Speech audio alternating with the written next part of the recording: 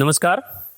हिंदी साहित्य के भक्ति काल में कृष्ण भक्ति काव्य धारा के बारे में आज हम चर्चा करने जा रहे हैं। कृष्ण की बाल लीलाओं एवं रास लीलाओं का इस काव्य धारा में अधिक प्रयोग किया गया था, जिसके कारण इस काव्य धारा में वात्सल्य एवं श्रृंगार रस की प्रधानता देखने को मिलती है। ब्रज भाषा का भी इसमें अधिक प्रयोग किया गया है और ब्रज भाषा के अधिक प्रयोग के साथ ही इसमें मुक्तक काव्य अधिक लिखे गए हैं, जिसके कारण आचार्य रामचंद्र शुक्ल ने एक स्थान पर लिखा है कि प्रबंध काव्य यदि विस्तृत वनस्थली है तो मुक्तक एक खिला हुआ गुलदस्ता है। हिंदी साहित्य में वल्लभाचार्य जी द्वारा प्रवर्तित पुष्टि मार्ग को अपनाकर भगवान श्री कृष्ण की भक्ति करने वाले 8 श्रेष्ठ भक्त कवियों को ही अष्टछाप कहा जाता है।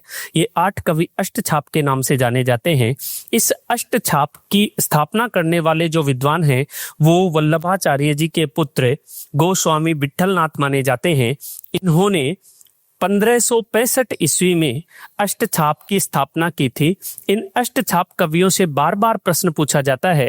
इन अष्टछाप कवियों में सबसे पहले आते हैं कुंभन दास जी, उसके बाद सूरदास जी, उसके बाद परमानंद दास जी, उसके बाद कृष्णदास जी, उसके बाद गोविंद स्वामी, उसके बाद छीत स्वामी, उसके बाद चतुर्भुज दास और उसके बाद नंददास। इन 8 कवियों के समूह को ही हम अष्टछाप के नाम से जानते हैं। इनमें सबसे वरिष्ठ कवि कुंभन दास, सबसे कनिष्ठ कवि नंददास माने जाते हैं।